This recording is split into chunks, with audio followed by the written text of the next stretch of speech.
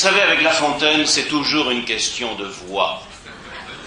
C'était un homme à l'écoute des voix de la nature et des hommes, et c'était un homme qui avait un ton, je dirais plus qu'un ton, un grain de voix, une façon de parler tout à lui, qui fait que, sans pouvoir l'imiter, toujours on le reconnaît.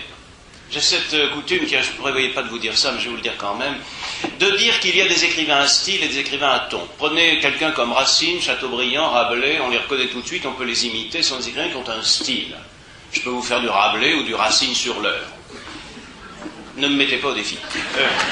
En revanche, il y a des gens comme Montaigne, qui était évoqué tout à l'heure, ou La Fontaine, vous voyez, ou Stendhal, dont on reconnaît le ton, sans pouvoir dire qu'il y a telle ou telle image plus fréquente chez eux que chez d'autres, sans pouvoir dire qu'il y a des constantes stylistiques. Mais il y a une manière de se mettre en conversation avec le lecteur qui se reconnaît sans cesse.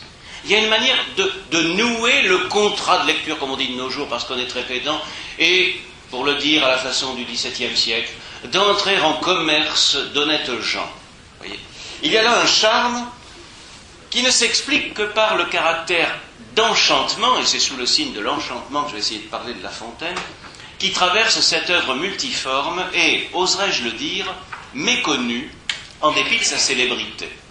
En effet, peut-être pas de poète plus célèbre que La Fontaine, et pourtant, peut-être pas d'œuvre aussi injustement connue, c'est-à-dire de façon pas tout à fait juste. Voilà en effet un poète qui est divers, varié, multiple, changeant, incertain, hésitant, additionnel.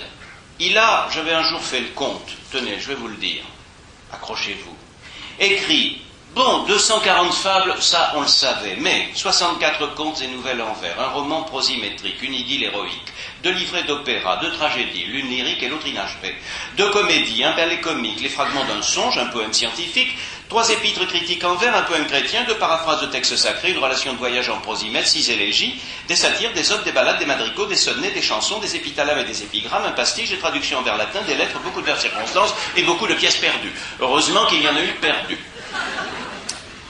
J'ai un jour raconté cette liste, je me souviens, en traduction simultanée en Croatie. Les traducteurs ont failli devenir fous. Alors je leur ai dit que ce n'était pas la peine de suivre, que de toute façon il suffisait de dire il a écrit dans beaucoup de genres différents. Effectivement, et on ne le sait guère. On ne le sait guère puisque La Fontaine passe pour l'homme d'un seul genre. Et d'ailleurs ce genre, en fait nous le connaissons. Oui, je vois ici qu'étant donné la moyenne d'âge, pardonnez-moi, vous devez bien le connaître. Mais quand je m'adresse à des auditoires plus jeunes, je dis que connaissons-nous vraiment de La Fontaine, le corbeau et le renard, la cigale et la fourmi, le loup et l'agneau, parce que ce sont les premières fables. Mais connaît-on vraiment celle du second recueil? Il a écrit plusieurs recueils. Connaît-on vraiment les fables philosophiques, les fables complexes? Vous voyez, pour quelques titres qui émergent, comme le héron ou la laitière et le pot au lait, combien d'autres sont inconnus? Ainsi, on ramène peu à peu l'œuvre à quelques textes, et ces quelques textes, on les sait de mémoire, on sait souvent seulement leurs titres, et on serait peut-être embarrassé de les réciter dans leur totalité.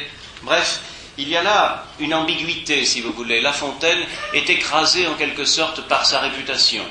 Ça me rappelle ce mot qui est, je crois, de Chateaubriand, le Dante a de la chance, on le lit peu.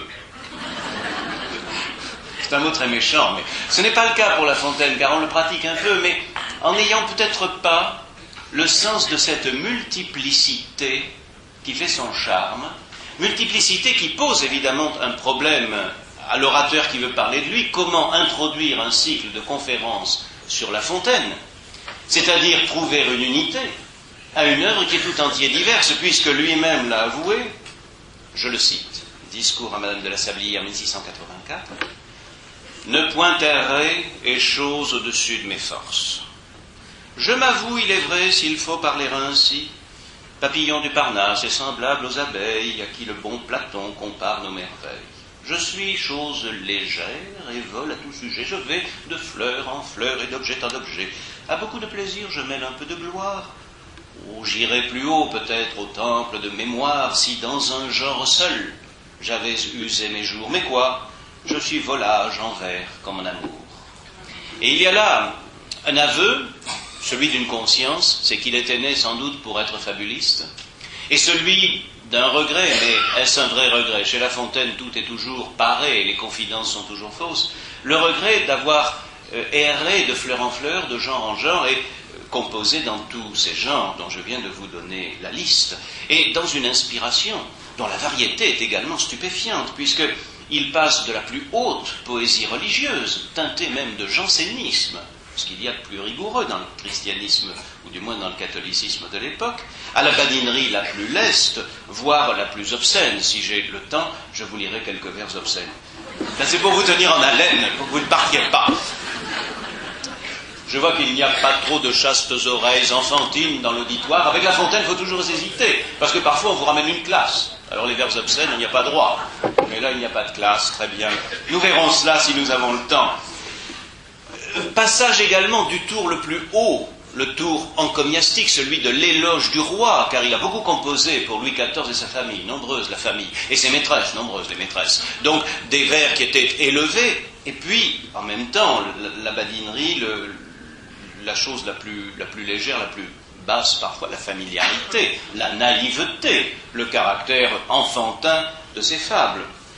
D'un côté, le goût du tour bref, presque du laconisme, dire très peu de choses en 2 mots, faire passer 10 ans en un vers. Cette façon, la cigale ayant chanté tout l'été.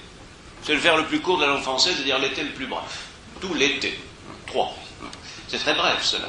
Et puis, à d'autres moments, le plaisir des méandres et des contours de la digression. La Fontaine est un immense poète de la promenade. Je vous en citerai des extraits et des modèles. D'un côté, la légèreté allusive, et de l'autre, la démonstration philosophique. Par exemple, quand il va s'embarrasser de démontrer que les animaux ont une âme en dépit de ce qu'en a dit Descartes, et qu'il fait un véritable raisonnement, une confrontation philosophique. Je crois que vous aurez une conférence sur la philosophie de La Fontaine.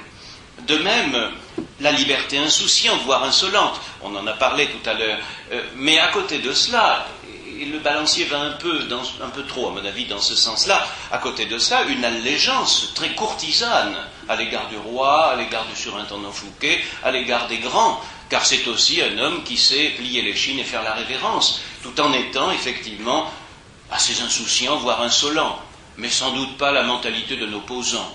Ces choses-là, vous savez, il faut avoir la tête trop sur les épaules, et lui, il l'avait dans les nuages.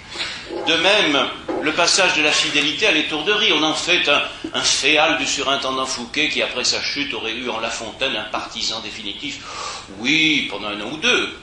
Enfin, il ne faut pas exagérer. Quand tout le monde se ralliait, La Fontaine l'a fait aussi. Et puis, une étourderie qui n'empêche pas l'émotion. Et il y a chez lui une dimension d'inquiétude frémissante, et d'une inquiétude qui est même une inquiétude religieuse. On a trouvé à sa mort qu'il portait un cilice, et il semble avoir fait une conversion finale à la religion très inattendue, étant donné le reste de sa vie. Bref, un homme de la contradiction, au point que, voulant trouver une unité pour ce poète, et pour le présenter, je me demande s'il n'y a pas d'autre solution que de renvoyer à la diversité de son œuvre les lecteurs, et donc pour moi m'en aller. Mais enfin, comme je suis ici pour vous entretenir, et qu'il faut bien le faire, vous y perdez d'ailleurs, car il vaut mieux lire La Fontaine qu'entendre parler de lui, je vais tout de même tenter de relever le paradoxe et d'essayer de trouver une solution. Que disait-il dans ces vers que je vous ai lus tout à l'heure, où il se présentait à la fois en papillon du Parnasse et en abeille?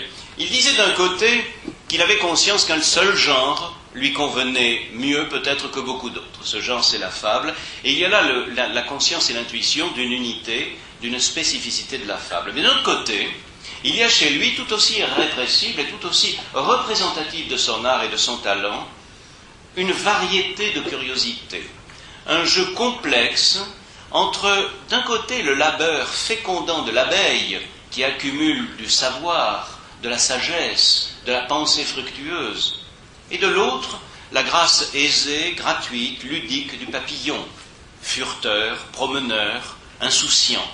Et ce jeu, cette contradiction, cette tension, si l'on veut, va faire l'enjeu de mon propos et la question que je me pose. Comment est-on passé, comment peut-on trouver une unité entre, d'un côté, ce génie propre pour un genre étrange, celui de l'apologue, de la fable, et de l'autre, cet appétit de variété constante, cet appétit de grâce aisée.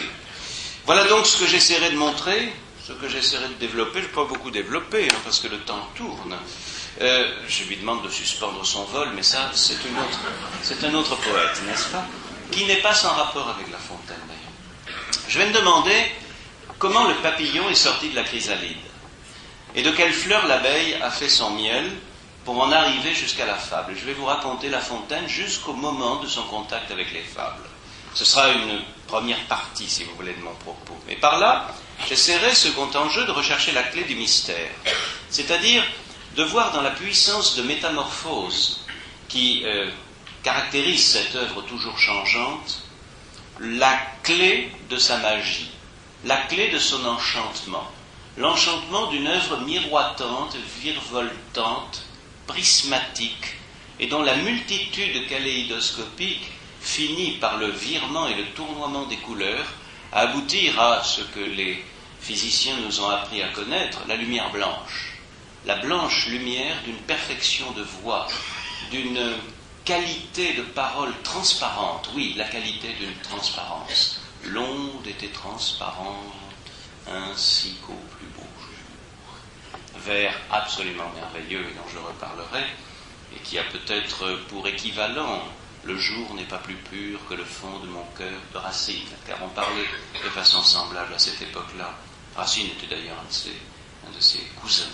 Et puis enfin, comprendre comment, et ce sera le troisième enjeu de mon propos, s'articule ce souci de variété incessante et ce retour constant aux fables que l'on voit revenir à périodes régulières à l'intérieur de l'œuvre de La Fontaine. Et c'est un peu l'enjeu poétique, proprement poétique, de ce propos. D'un côté, diversité de noms, métamorphose d'une œuvre.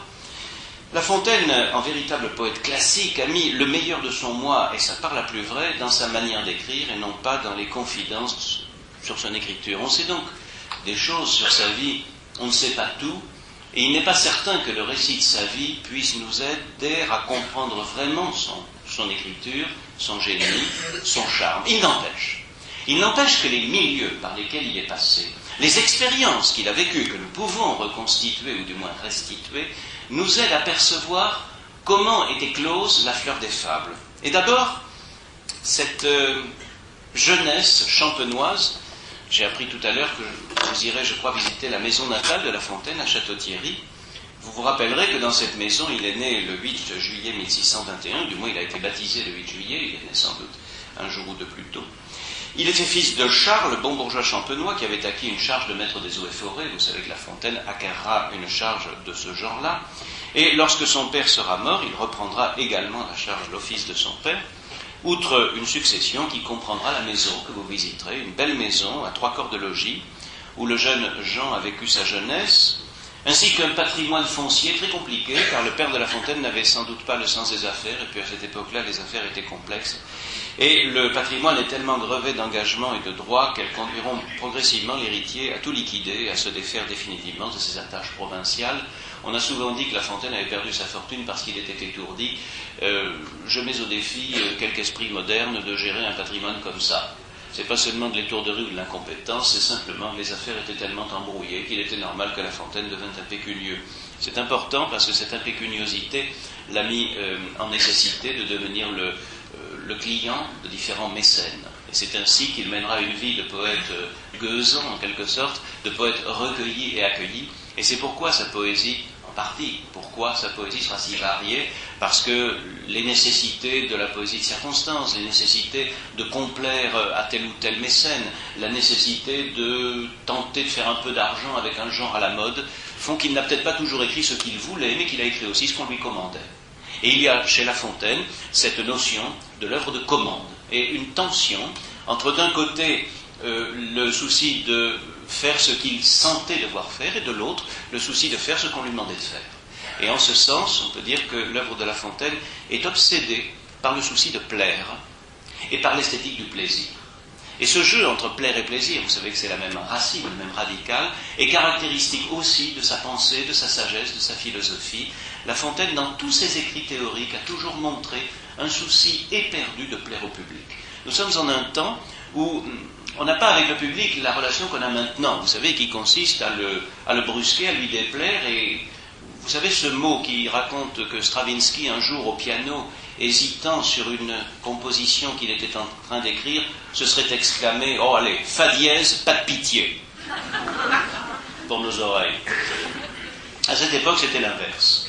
on se souciait essentiellement de plaire au public, et La Fontaine a cherché à plaire, et ses fables sont une expérience en ce sens, une volonté de faire sa cour au lecteur.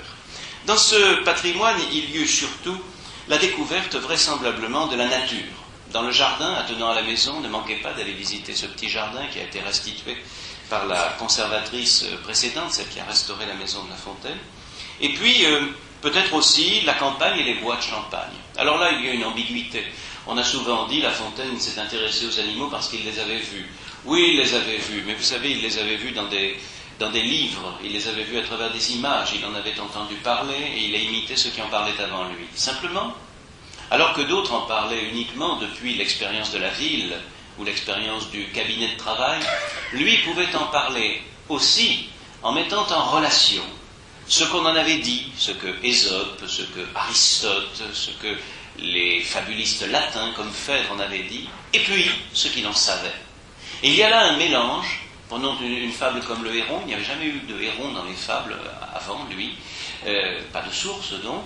Ce héron au long bec emmanché d'un long cou, marchant sur ses longs pieds, allant je ne sais où, il sort évidemment des manuels, des grands ouvrages d'histoire des animaux. Les qualités que La Fontaine lui prête, on les trouve chez certains poètes avant lui, on les trouve dans tous les traités d'histoire des animaux, et en même temps, La Fontaine nous donne l'impression de quelque chose de vu. Mais simplement, il ne faudrait pas se tromper. Il n'a pas commencé par voir et ensuite savoir. Il a commencé par savoir, comme tous les poètes de son époque, qui sont des poètes savants, des poètes de culture, de transmission d'une parole cultivée, la parole des anciens, la parole de la Renaissance.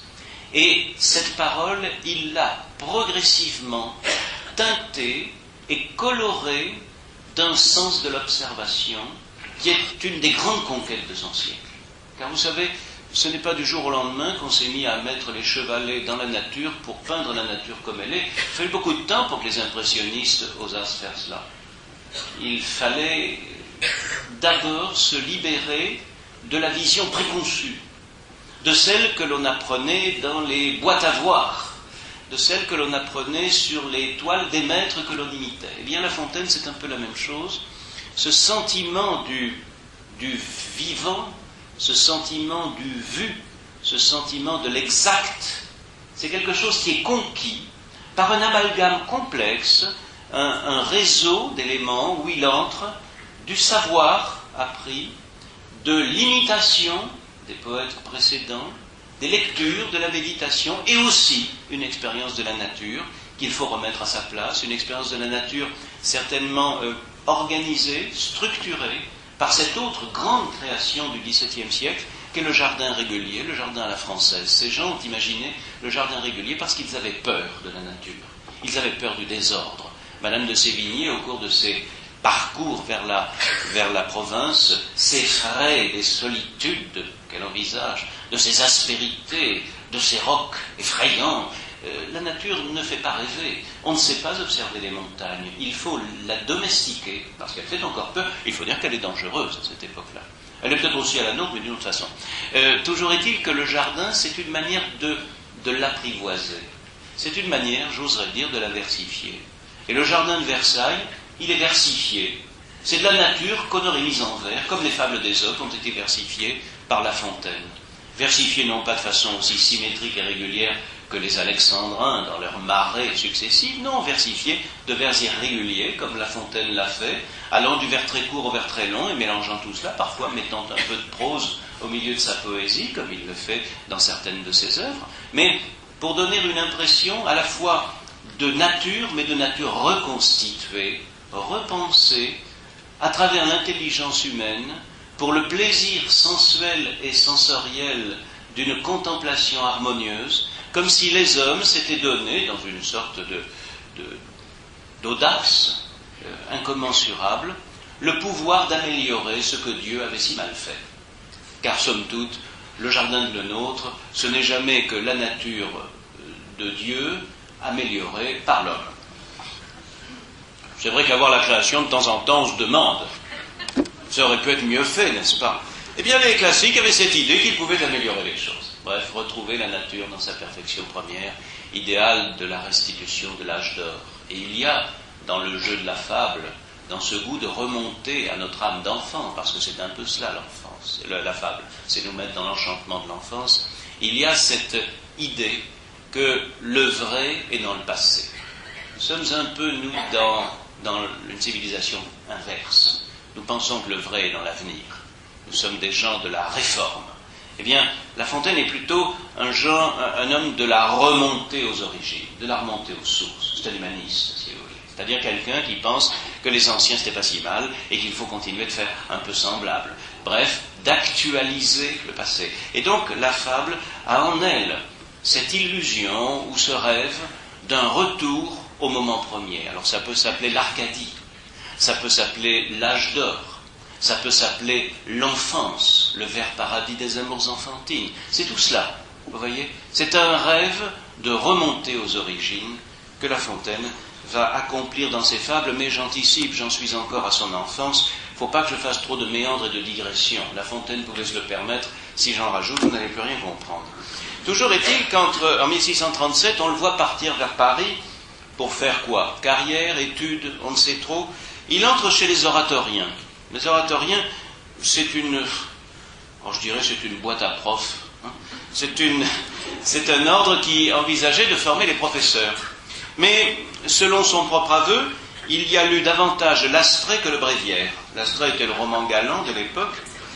Il prend le temps de revenir 10 ans après dans sa ville natale pour se marier en 1647, sans cesser d'ailleurs de mener une vie de garçon entre Château-Thierry, où il assume sa charge de maître des eaux et forêts, et puis les cabarets, les salons mondains de la capitale. Et en 1657, j'avance, 10 ans en une phrase, mais que voulez-vous, il faut avancer, il est déjà 3 heures.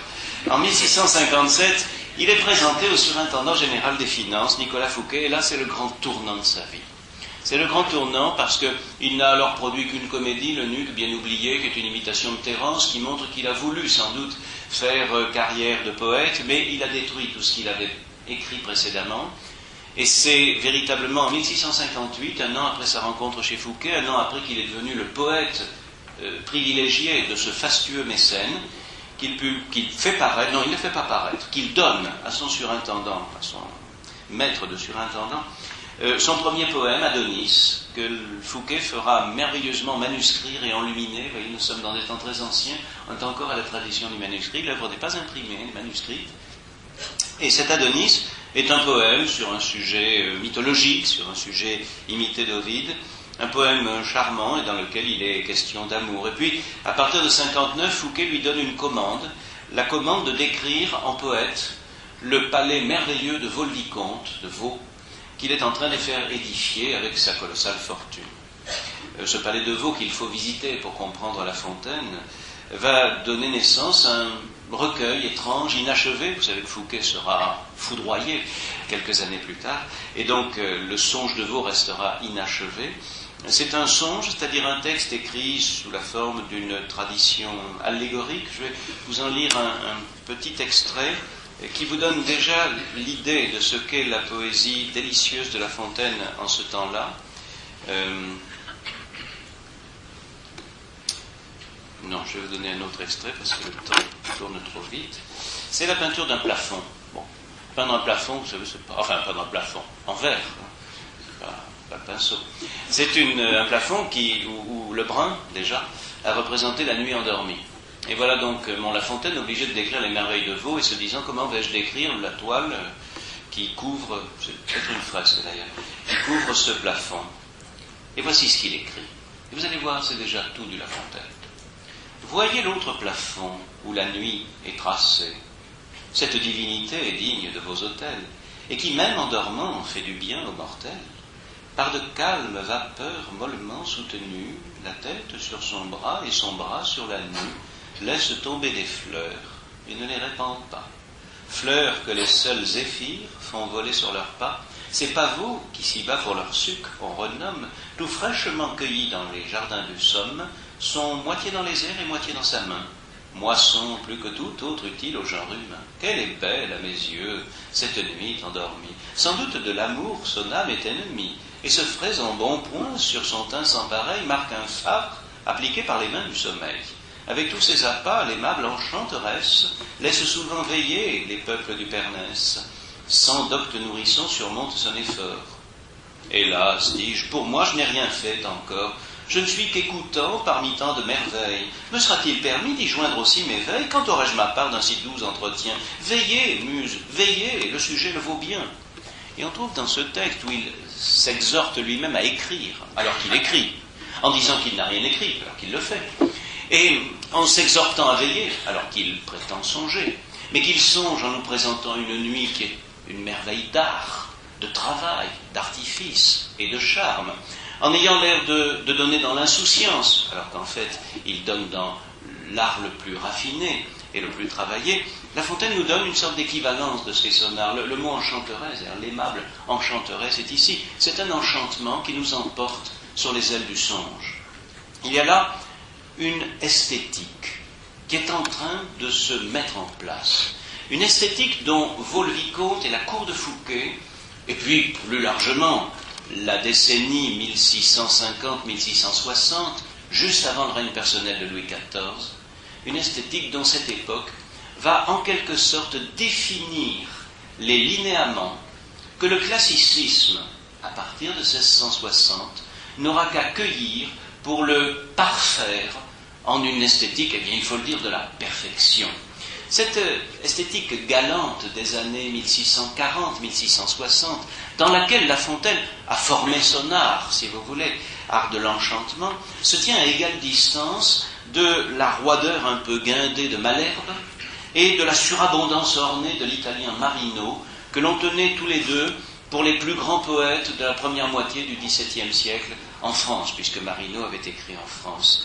Les écrivains qui sont leurs héritiers recherchent un équilibre entre ces deux extrêmes, si vous voulez, un équilibre fait de grâce, d'aisance, de badinage, une gaieté tempérée qui provoque un sourire délicat et tolère, cultive même des négligences voulues et maîtrisées. Introduisant quelques années plus tard, 10 ans plus tard, en 68, le premier recueil de ses fables, La Fontaine dira que, puisque les fables sont connues de tout le monde, elles sont d'Ésope, il a bien fallu qu'il leur apporte quelques éléments de renouveau. Et il dit, j'ai essayé d'y apporter de la nouveauté et de la gaieté.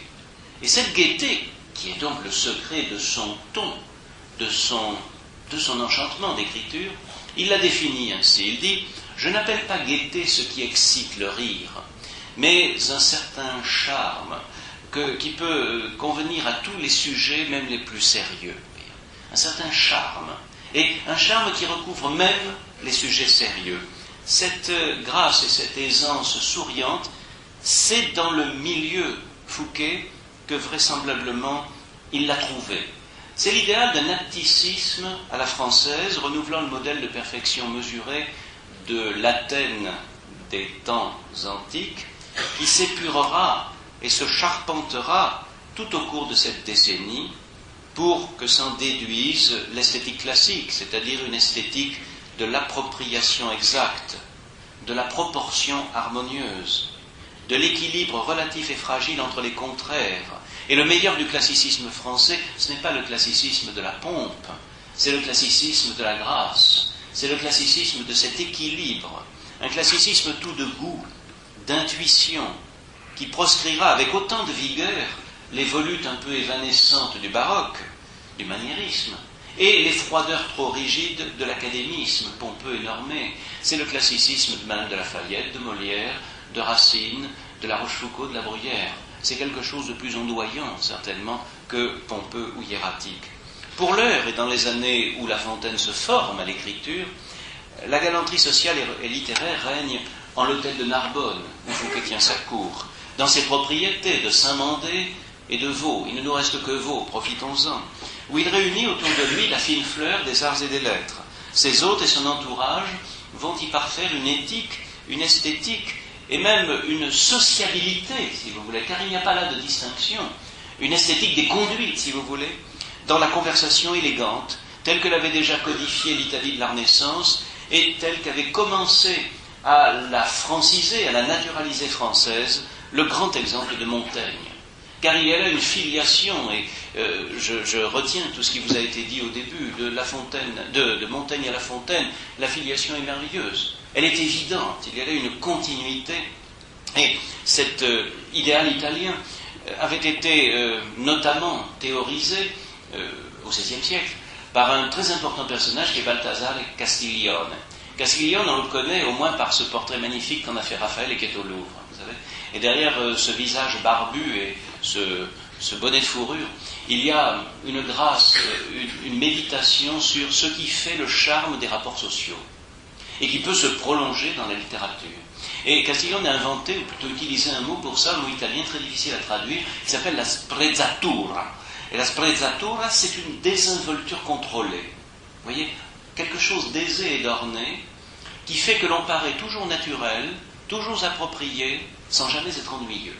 C'est l'idéal du conférencier parfait. Terrible idéal. Un mélange donc qui infléchit en spontanéité et en naturel apparent une étude et un contrôle de soi nécessaire à l'épanouissement du plaisir social en même temps qu'à l'épanouissement du mérite personnel. La France du milieu du XVIIe siècle va s'efforcer de restaurer, de parachever ce modèle en conciliant un culte de la beauté philosophique très exigeant et puis des aspirations hédonistes, des aspirations de plaisir à la plus exquise socialité, en fuyant à la fois le pédantisme dans ce qu'il a de lourd, d'érudit, et puis une mondanité trop mièvre, trop superficielle. Deux risques que je peux définir en deux mots: les femmes savantes et les précieuses ridicules. Molière avait tout compris. Et c'est entre les deux qu'il faut se tenir, dans ce que les Français ne vont pas appeler la sprezzatura, mais à l'imitation de Montaigne, l'honnêteté. Le modèle de l'honnête homme, celui qui s'étend à l'univers entier, car, comme le dira le chevalier de Maigret, le modèle d'un honnête homme s'étend partout, dans le monde entier. Un honnête homme est toujours adapté et approprié, parce qu'il a cette souplesse d'écriture de soi, dirais-je, souplesse du corps, souplesse de la parole, souplesse de la pensée, souplesse de la création littéraire, qui fait qu'il est approprié à tous les sujets qu'il traite. Alors évidemment, il en est qui lui conviennent mieux que d'autres. Chacun a son genre de talent, son génie, sa pente. Et notez comment tous les poètes classiques ont chacun choisi le genre dans lequel leur aisance était la mieux servie. Racine a écrit une comédie, mais enfin, c'est dans la tragédie qu'il pratiquait le mieux. Molière a écrit une tragédie, mais enfin, c'est dans la comédie qu'il était le plus à l'aise. C'est d'ailleurs pour ça qu'il a fait versifier cette tragédie par un autre que lui. La Rochefoucauld s'est exercée dans les mémoires, mais ce sont les maximes qui nous l'ont conservé. La Bruyère a eu la sagesse de n'écrire que des caractères. Madame de Lafayette a écrit diverses nouvelles, mais La Princesse de Clèves est cet équilibre merveilleux dans lequel son génie s'est le mieux épanoui. Et La Fontaine, eh bien La Fontaine n'aurait dû écrire que des fables, il nous l'a dit lui-même. Mais malheureusement, ou heureusement pour nous, il a écrit autre chose. Et cet esprit de Vaux, cet esprit de Vaux-le-Vicomte, il va se réverbérer sur toutes les œuvres de la décennie suivante, c'est-à-dire les contes qu'il commence à écrire en 66, les fables dont il publie le premier recueil en 68, et enfin les Amours de Psyché et de Cupidon, merveilleux roman mi-galant, mi-mythologique, qu'il publie en 69, mais qui a dû commencer d'être écrit bien avant, et sans doute à la période Fouquet. Je ne vais pas vous lire une fable, je vais vous lire le début de ces Amours de Psyché et de Cupidon, parce que c'est moins connu. Peut-être pas indispensable que je vous lise La cigale et la fourmi, parce que vous savez de quoi ça parle, oui, bien sûr.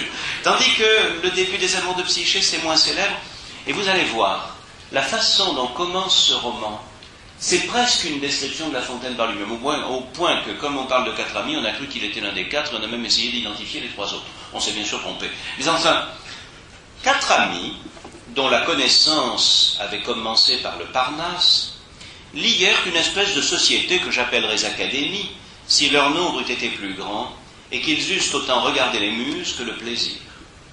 La première chose qu'ils firent, ce fut de bannir d'entre eux les conversations réglées et tout ce qui sent sa conférence académique. Quand ils se trouvaient ensemble et qu'ils avaient bien parlé de leur divertissement, si le hasard les faisait tomber sur quelques points de science ou de belles lettres, ils profitaient de l'occasion.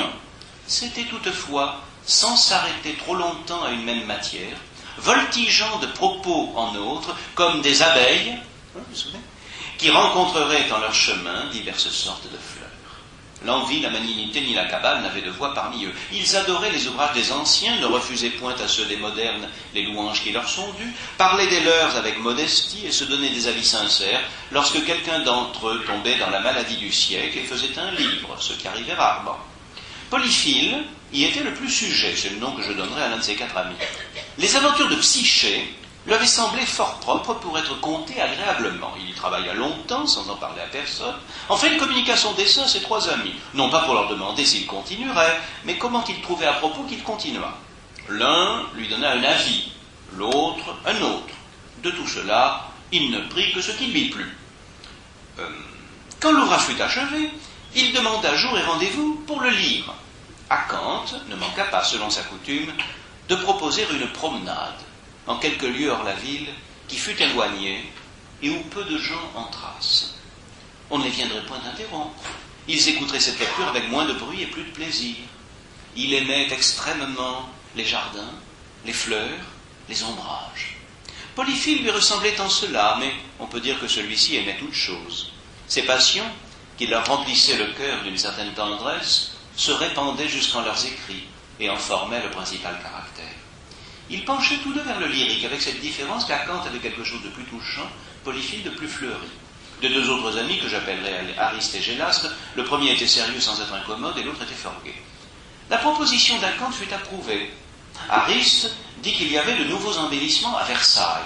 Il fallait les aller voir et partir matin, afin d'avoir le loisir de se promener, après qu'ils auraient entendu les aventures de Psyché. La partie fut incontinent conclue. Dès le lendemain, ils l'exécutèrent. Et ainsi commence ce roman, qui va être un conte mythologique entremêlé d'une promenade galante de 4 amis découvrant les beautés de Versailles. C'est un moyen de faire sa cour à Louis XIV. À ce moment-là, visiblement, La Fontaine veut rentrer en grâce auprès du roi. C'est un moyen d'exercer cette plume descriptive que nous avons déjà vue dans la description du plafond de la nuit au château de Vaux. C'est un moyen de réfléchir à ce qu'il écrit tout en écrivant, ce qui prouve l'extrême conscience critique chez ce poète que l'on dit spontané, étourdi, ne faisant pas attention aux choses, car il y a de nombreuses réflexions et méditations sur les effets que produit le récit qu'ils entendent. Et puis enfin, c'est un sertissage, un tableau, pour un conte qui, lui, est un conte totalement rêvé, qui se passe dans une Grèce de convention, dans un lieu de charme, dans un lieu de divinité, et où en même temps, on ne compte que ce qui fait l'essentiel de la vie, c'est-à-dire l'amour et ses souffrances. Ainsi, depuis le temps de Vaux, La Fontaine a appris à se rompre à ces grâces badines, subtiles, de l'esthétique galante et de l'écriture mêlée. Cette promenade des amours de Psyché, c'est à la fois la promenade de Psyché dans son univers, c'est la promenade des 4 amis dans Versailles, c'est la promenade du lecteur entre fascination et distance de badinage. Ce que l'on retiendra principalement de l'école de Vaux, si l'on peut dire, pour comprendre ce qu'a été l'exercice des fables, c'est ce jeu complexe entre d'un côté le rêve, le songe, le laisser aller à la fascination, le fait de se laisser prendre, si vous voulez, ce que j'appellerais la dérive, et de l'autre, cachée mais présente, la vigilance critique, l'acuité du regard, de l'observation, la sagacité, le sel de l'humour, voire de l'ironie, le sens de la critique, la vigilance intellectuelle et réflexive, l'art de poser des pièges, de ne jamais se laisser prendre. C'est ce mélange des deux qui fait le charme des fables, qui sont à la fois un enchantement consenti, un songe et en même temps une veille permanente, un souci constant de clin d'œil, de connivence culturelle. Les fables sont un miracle de culture, comme disait Gide, c'est-à-dire un exercice de savant totalement transformé par le naturel de l'écriture et par l'aisance de la parole en une sorte de rêverie d'enfant. Et c'est cette fusion entre l'âge adulte et l'âge enfantin qui va faire le charme des fables. Mais pour que cela se produisît, il fallait peut-être une autre expérience dans la vie de La Fontaine. Il fallait peut-être, je dirais, la nostalgie d'un paradis perdu. Eh bien, le hasard, l'histoire, on vous le racontera la semaine prochaine, alors je ne vais pas trop en parler, a voulu qu'effectivement, Vaux, à peine édifié, fut en quelque sorte détruit. Oh, non pas détruit physiquement, Dieu merci pour nous, mais détruit en la personne de son commanditaire, puisque, vous le savez, Fouquet va être condamné par Louis XIV, un procès, la jalousie du monarque, les menées de Colbert font qu'après une somptueuse fête donnée à Vaux pour la cour du jeune Louis XIV en juillet 61, 2 mois plus tard en septembre, Fouquet soit arrêté, condamné, emprisonné, et que de la sorte, La Fontaine perde son mécène. L'année suivante, après une campagne de libelle à laquelle il a participé en écrivant quelques vers très touchants sur la chute du surintendant, on voit le poète quitter Paris avec son oncle Jeannard pour un exil en Limousin, qui ne durera d'ailleurs que le temps d'en faire et d'en compter galamment le voyage pittoresque. C'est la relation d'un voyage de Paris en Limousin, texte qu'il n'a pas publié de son vivant, mais qui est tout à fait charmant, puisque c'est une manière galante d'écrire des lettres sur ce que l'on voit, et puis aussi sur ce que l'on pense, parce que ces lettres sont un peu une parade, une parure. Il prétend les avoir envoyées à Madame de La Fontaine, mais en réalité, les érudits, qui sont toujours des fouineurs, ont réussi à montrer que, vu les délais de la poste, ce sont des lettres qui n'ont sans doute jamais été envoyées, qui n'ont pas été écrites au moment où on dit qu'elles ont été écrites, et qui sont davantage une sorte de récit de voyage, moitié en vers, moitié en prose, comme on en faisait à cette époque-là. À la recherche d'un mécène, La Fontaine va entrer alors chez la duchesse douairière d'Orléans en 64, ce qui fait qu'on le retrouve au palais du Luxembourg. Et il y a pas mal de lieux lafontainiens en dehors de Château-Thierry, et qu'on peut aller rêver aux animaux des fables dans les jardins actuels du Luxembourg. Il entre comme gentilhomme servant de la duchesse douairière d'Orléans, et c'est là qu'il compose les contes, 65, 66, 71, il en fera plusieurs livraisons. Et c'est une des manies de La Fontaine, effectivement, de livrer ses œuvres par paquet. C'est-à-dire qu'il produit des œuvres qui sont très courtes, il les rassemble en livres qui eux-mêmes forment des recueils, et ces recueils, il en donne successivement des allongeailles, des prolongations, des prolongements, un peu comme Montaigne produisait des livres de ses essais successifs, vous le savez. Et donc, ces contes vont se terminer en 1674 avec le livre le plus audacieux, au point qu'en 1975, le lieutenant général de police sera obligé de censurer l'ouvrage comme obscène. On sait qu'en 93, 2 ans avant sa mort, La Fontaine, malade et devenu dévot, reniera solennellement l'ensemble de ses textes. Dieu merci, les textes étaient publiés, alors il n'a pas pu les brûler. Ce sont des pièces imitées de la Renaissance italienne, et pour vous remettre dans le souvenir des conférences de l'an dernier, celle sur Montaigne, je vais vous donner un écho de cette imitation des poètes de la Renaissance. Oreilles chastes, couvrez-vous. C'est un conte qui s'appelle Les Lunettes. Ça se passe dans un couvent où, tout à coup, on s'aperçoit qu'une des sœurs, comment dirais-je, doit élargir sa ceinture. D'où cet enfant est-il plus? Comment a-t-on, disaient les sœurs en riant. Je vous prie de trouver séant ce petit champignon. Effectivement, dans un couvent de Monial, que s'est-il passé? La prieure en cour au extrême s'imagine qu'il y a peut-être déguisé parmi toutes les sœurs une sœur qui serait de l'autre sexe. Et qui, n'ayant pas encore de barbe au menton, peut faire croire... Et effectivement, il y en a un. N'aurions-nous point... sous de trompeurs habits, un jeune loup demande la prière. Sus qu'on se déshabille, je veux savoir la vérité du cas. Qui fut bien pris, ce fut la feinte ouaille. Plus son esprit a songé ce travail, moins il espère échapper d'un tel pas. Nécessité, mère de stratagème, lui fit en ce moment lier, et quoi? Foin, je suis court moi-même, ou prendre un mot qui dise honnêtement ce que lia le père de l'enfant. Comment trouver un détour suffisant pour cet endroit? Vous avez ouï dire qu'au temps jadis, le genre humain avait fenêtre au corps, de sorte qu'on pouvait dans le dedans tout à son aise lire, chose commode aux médecins d'alors. Mais si d'avoir une fenêtre au corps était utile, une au cœur au contraire ne l'était pas, dans les femmes surtout, car le moyen qu'on pût venir à bout de rien cacher. Notre commune mère, dame nature, y pourvut sagement par 2 lacets de pareille mesure. L'homme et la femme eurent également de quoi fermer une telle ouverture. La femme fut lacée un peu trop drue, ce fut sa faute, elle-même en fut cause, n'étant jamais à son cré trop bien close. L'homme au rebours, et le bout du tissu rendit en lui la nature perplexe, bref, le lacet à l'un et l'autre sexe ne put cadrer et se trouva, dit-on, aux femmes courtes, aux hommes un peu plus longs. Il est facile à présent qu'on devine ce que lia notre jeune imprudent. C'est ce surplus, ce reste de machine, bout de lacet aux hommes excédents. D'un brin de fil, il l'attacha, de sorte que tout semblait aussi plat qu'au nonin. Mais, fil ou soie, il n'est bride assez forte pour contenir ce que bientôt je crains qu'il ne s'échappe. Amenez-moi des saints, amenez-moi si vous voulez des anges, je les tiendrai créatures étranges, si 20 nonins, tels qu'on les vit lors, ne font trouver à leur esprit un corps. J'entends nonins ayant tous les trésors de ces trois sœurs dont la fille de l'onde se fait servir, chiches et fiers à pas, que le soleil ne voit qu'au nouveau monde, car celui-ci ne nous les montre pas. La prieure a sur son nez des lunettes, pour ne juger du cas légèrement. Tout alentour sont debout 20 nonnettes, en un habit que vraisemblablement n'avaient pas fait les tailleurs du couvent. Figurez-vous la question, c'est-à-dire la torture, qu'aux cires on donne à l'heure, besoin n'est de le dire.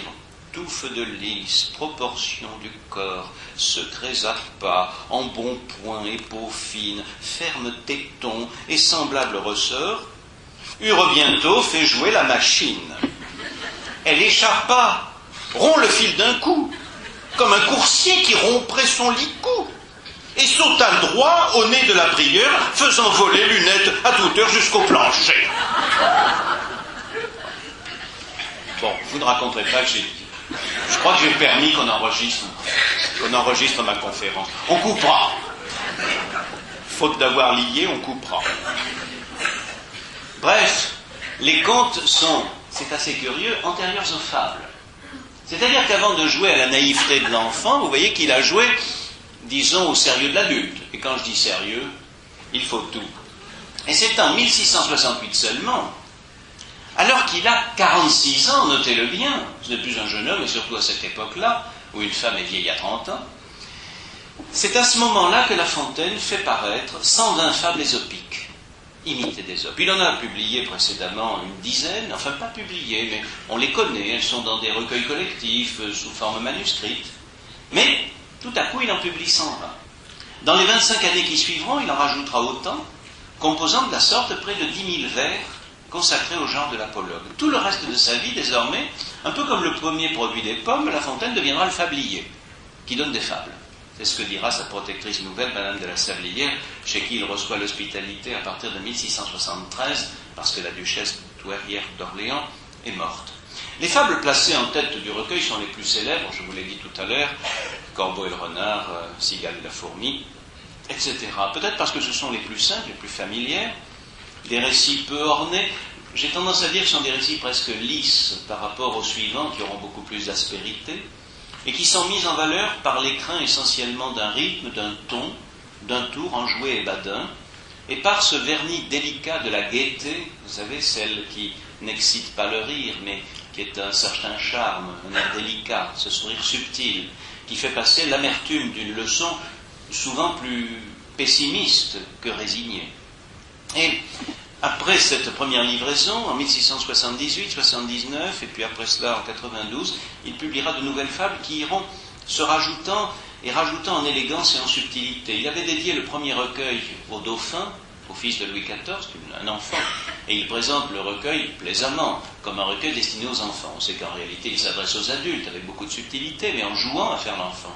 Le second recueil, il ne le dédie pas à l'enfant, il le dédie à la maîtresse du roi, à Madame de Montespan. Et c'est caractéristique, parce que nous passons là à une dame qui était réputée pour avoir un esprit, un talent pour faire des mots, souvent piquants et méchants, l'esprit Mortemart, pour une femme qui était la reine, véritablement, qui avait du goût, une cour, un sens du comportement, de la conversation. Bref, nous sommes là dans un univers d'adultes, et un univers d'adultes suprêmement civilisé.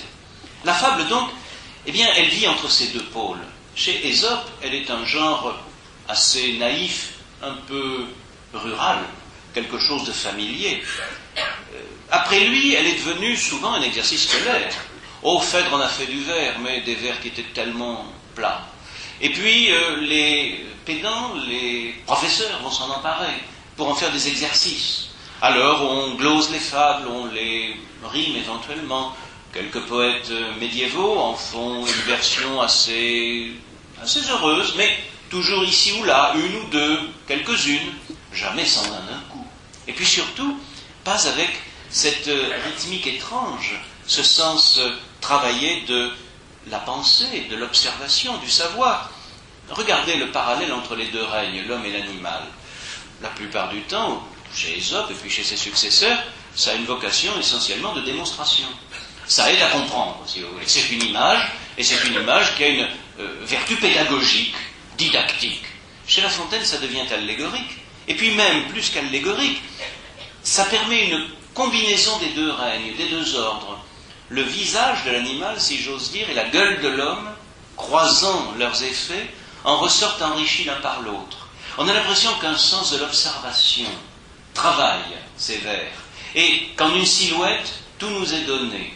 C'est l'art de l'esquisse du peintre extrême oriental, qui avec une ligne vous donne la silhouette d'un homme en train de marcher, de quelqu'un de courbé, d'une fleur, d'un oiseau. Vous voyez, c'est cet art de l'ellipse qui est en même temps un art de l'acuité, parce que ce n'est pas une ellipse de simplicité ou de naïveté, c'est une ellipse qui vient de l'élagage de tout ce qui était superflu, de tout ce qui était en trop. Et il y a là, à travers l'observation des animaux qui commencent à être observés même pour eux-mêmes, et puis, à travers l'observation des hommes et de cette société qui commence à raffiner en psychologie, en analyse du sentiment, en analyse des conduites, en dénonciation des travers et des défauts qui guident les hommes, il y a là une philosophie morale qui se dégage de la sagesse, un peu plate, il faut bien l'avouer, du bon Ésope. Rien ne sert de courir, il faut partir à point. Bon, c'est d'accord, c'est bien pour pas arriver en retard, mais enfin, ça va pas très loin. Tandis que, au fur et à mesure que les fables avancent, elles vont loin, et elles atteignent à la méditation philosophique. Je ne vais pas vous lire la première, mais si vous le permettez, je vais vous lire la dernière.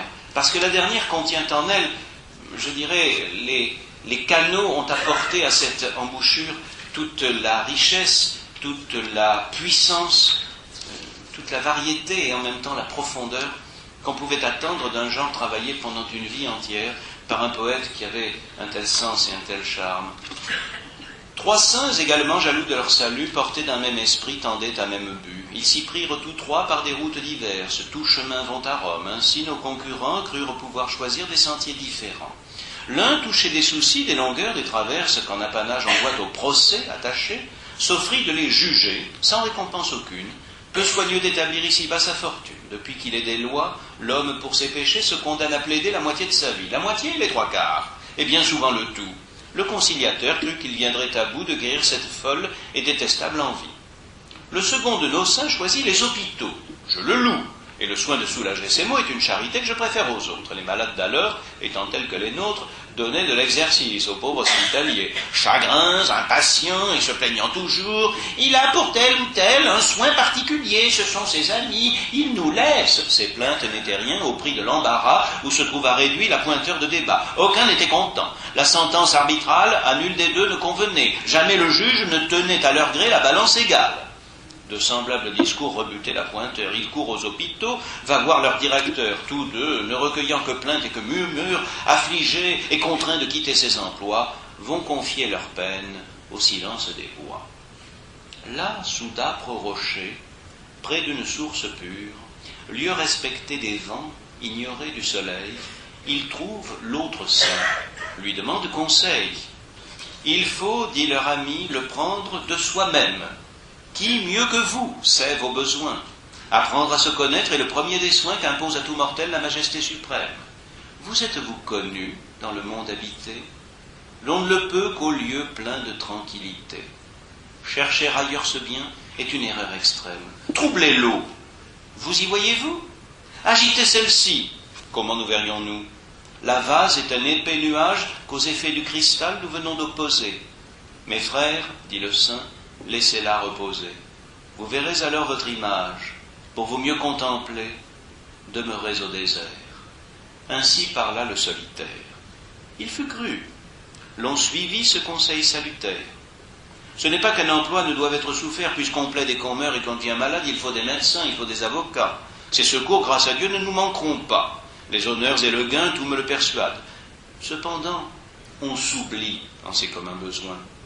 Ô vous, dont le public emporte tous les soins, magistrats, princes et ministres, vous que doivent troubler 1000 accidents sinistres, que le malheur abat, que le bonheur corrompt, vous ne vous voyez point, vous ne voyez personne. Si quelques bons moments à ces pensées vous donnent, quelques flatteurs vous interrompent. Cette leçon sera la fin de ces ouvrages. Puisse-t-elle être utile aux siècles à venir? Je la présente au roi, je la propose aux sages. Par où saurais-je mieux finir? Je vous remercie.